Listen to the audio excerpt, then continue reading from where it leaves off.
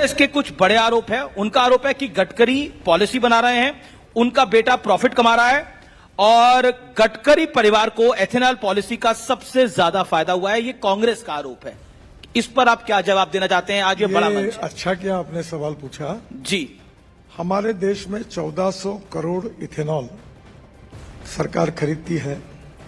उसमें से इथेनॉल आने के पहले हमारी शुगर फैक्ट्री थी जो बेटे चलाते हैं और उसमें अल्कोहल बनता था और टोटल सप्लाई में 0.5% से भी कम उसका सप्लाई है।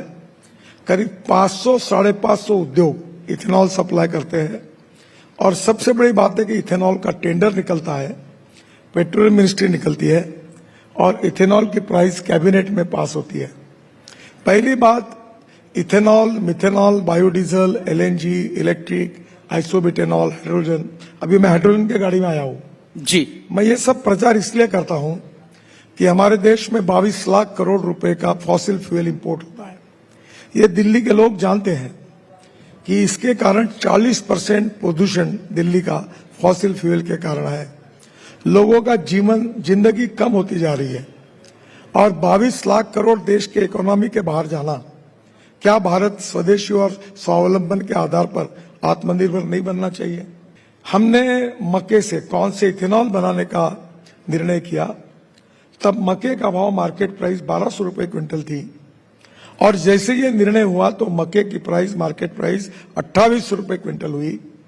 और आज मुझे बताते हुए खुशी हो रही है कि पंजाब, उत्तर प्रदेश और बिहार, दो राज्यों के किसानों में 2800 रुपए प्राइस होने के कारण 45,000 करोड़ रुपए किसानों के जेब में गए।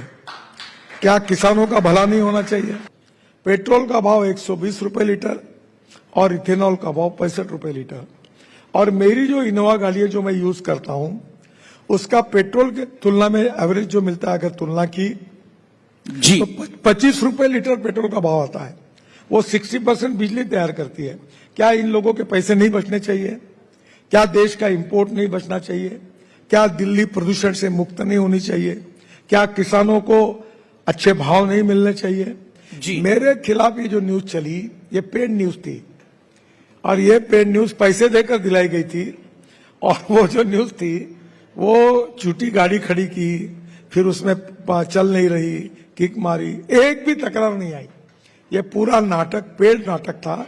ये जानबूझकर कुछ राजनीतिक उद्देश्य से हुआ होगा, या जो पेट्रोल और फॉसिल फ्यूल को इंपोर्ट करना चाहते हैं और देश की इकोनॉमी को मजबूत नहीं होना, ये बड़ी स्टेटमेंट है आपकी। ये लोग वो कर सकते हैं। ये बड़ी स्टेटमेंट है आपकी।